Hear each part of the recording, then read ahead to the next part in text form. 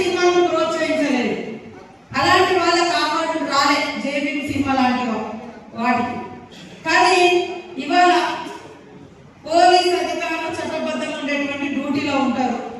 వాళ్ళని కట్టలింపేసి ఒక స్మగ్లర్ పాత్రలో ఒక స్మగ్లర్ పాత్రలో ఉండేటువంటి ఒక స్మగ్లింగ్ చేసేటువంటి హీరోలు పోలీస్ అధికారులను పోలీస్ స్టేషన్లలో బయట బట్టలింపేసి నిలబెట్టి యథేచ్ఛగా స్మగ్లింగ్ చేసేటువంటి సినిమాలకు మాత్రం కేంద్రం నుంచి అవార్డులు వస్తున్నాయి.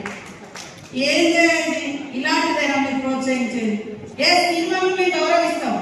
సినిమాలో ఒక ఎంటర్టైన్మెంట్ పబ్లిక్ ఉంటుంది. కానీ పబ్లిక్ ఎలాంటి మెసేజ్ ఇస్తారు? స్మగ్లర్ హీరోలు అవుతారంట. ఒక అవేర్నెస్ ఇచ్చేటువంటి లాయర్ జీరో అయితే ఎట్లా? ఒకవేళ అక్కడ స్మగ్లింగ్ జరుగుతున్నప్పుడు దాన్ని కట్టడి చేసేటువంటి పోలీస్ అధికారి జీరో ఎట్లా అవుతాడు? ఇది సమాజం ఆలోచించాలి.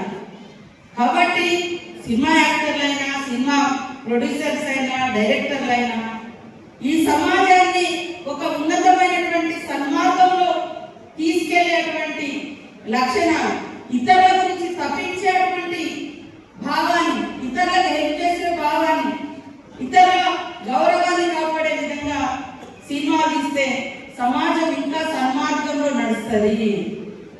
అదే మరి వేరే ఆలోచనలతో పోతే నిన్న ఒక అతనట మహారాష్ట్రలో 2 మర్డర్ కేసులు ఉన్నాయి, తప్పించుకొని తిరుగుతున్నాడు చాలా రోజులు. ఎక్కడ దొరికిందంటే మరి ఈ సినిమా హాల్ పుష్ప 2 సినిమా చూసుకుంటూ దొరికింది. అంటే వాళ్ళకు అది ఏ రకమైన ఇంకా నేరాలు పెరగడానికి కూడా ఒక మెసేజ్ పోయేటువంటి అవకాశాలు ఉంటాయి. మేము తప్పు పడతలేము. కానీ చట్టబద్ధంగా ఉండేటువంటి అధికార వ్యవస్థను, రాజ్యాంగం ఇచ్చినటువంటి అధికారిక వ్యవస్థను గౌరవించాలి.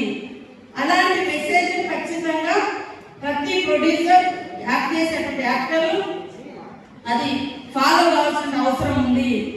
కాబట్టి ఈరోజు సమాజం యొక్క ఉన్నతి మనందరి ఉన్నతి, మన పిల్లల భవిష్యత్తే మనందరి భవిష్యత్తు. పిల్లల్ని సన్మార్గంలో నడిపించాలి. మరి పాస్టర్లు కూడా అక్కడెక్కడ మీరు బోధనలు చేసినప్పుడు మీరు చెప్తా ఉంటారు స్మోకింగ్ బంద్, డ్రింకింగ్ బంద్, ఇవన్నీ చాలా గొప్ప అలవాటు. వాస్తవానికి తాగొద్దు, చుట్టలు తాగొద్దు, హెల్త్ పాడవుతుంది, వీరు ప్రాణులు తాగొద్దు, ఇవన్నీ ఇట్లాంటి లక్షణాలు చెప్తుంటారు. అట్లనే యువతకు కూడా మీ చర్చలకు వచ్చేటువంటి వాళ్లకు ఇలాంటి సన్మార్గమైనటువంటి విద్యాబుద్ధులు లాంటి మంచి మానవతా దృక్పథం ఉన్నటువంటి లక్షణాలను నేర్పించాలి. అది చర్చిలలో జరగాలి, అది మసీదులలో జరగాలి, అది గుళ్ళల్లో జరగాలి, గోపురాలలో జరగాలి. ప్రతి చోట జరిగినప్పుడు ఈ సమాజంలో ఎలాంటి డిస్టర్బెన్స్ లేకుండా స్వేచ్ఛగా మన గడ్డ మీద మనం తలెత్తుకొని తిరుగుతాం. ఇవాళ ఒక అమ్మాయి బయటకు వచ్చి ఇంటికి పోవాలంటే రాత్రి అయిందంటే భయపడే పరిస్థితి ఎందుకు?